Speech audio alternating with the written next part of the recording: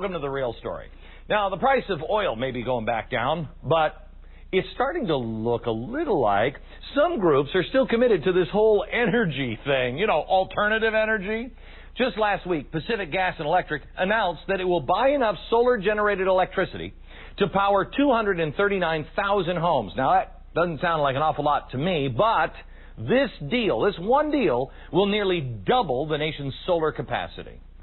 Even the government seems to be getting the message here. The Department of Energy is exploring far offshore wind power. Low estimates say it will produce twice as much electricity as land turbines. High estimates say it could produce as much electricity as all of the nation's existing power sources combined.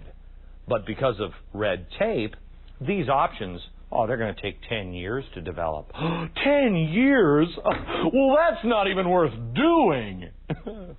I love using that on the greenies. Anyway, the real story is the technology isn't the obstacle here. The alternatives are there. The obstacle is not in my backyard. That mindset. You love that, don't you? Not in my backyard. Democrats and greenies are suddenly skeptical of wind turbines because they could endanger wildlife. Or, if you're part of the Kennedy family, it's because I can see specks of those ocean turbines from my beach house.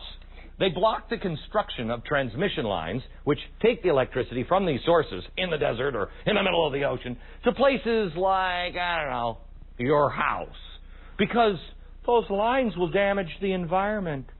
In California, hundreds protested a line connecting solar panels to Los Angeles. Now, I'd like to show you the videotape of that protest. I asked, but why would anyone in the media actually bring a video camera to something like that?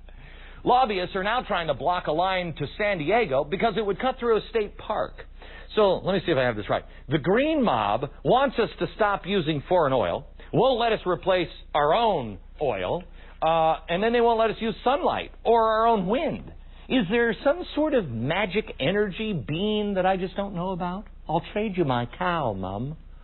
Fortunately, the average person is more and more willing to sacrifice a few little fishies and birdies, putting them out of step with the green Nazis and the special interest. Much of this change in opinion was from the rising price of gas, but